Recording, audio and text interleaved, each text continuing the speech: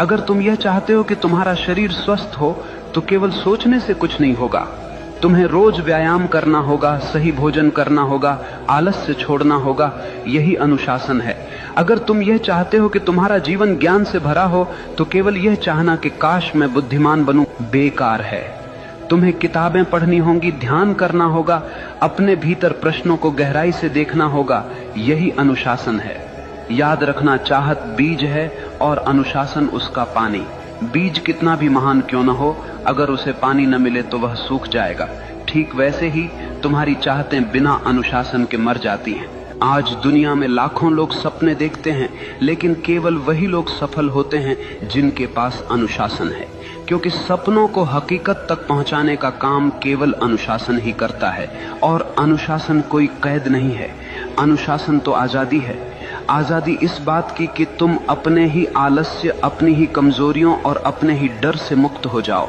देखो, एक नदी जब तक बह रही है वह जीवन देती है, लेकिन वही नदी अगर बिखर जाए, फैल जाए तो केवल कीचड़ बन जाती है। अनुशासन नदी के किनारों जैसा है जो तुम्हारी ऊर्जा को दिशा देता है, गहराई देता है और तुम्हें तुम्हारे मंजिल तक ले जाता है। इसलिए अगर तुम सच में वही बनना चाहते हो जो तुम चाहते हो तो केवल चाहने से कुछ नहीं होगा। तुम्हें अपने जीवन में अनुशासन की आग जलानी होगी। हर दिन, हर क्षण अपने लक्ष्य के लिए समर्पित होना होगा। और जब चाहत और अनुशासन मिलते हैं तो चमत्कार होता है। तब मनुष्य वही बनता है जो वह चाहता है। मनुष्य वही बनता है जो वह गहराई से चाहता है। लेकिन याद रखना, यह जीवन कोई खेल नहीं है, यह तुम्हारी चेतना की यात्रा है।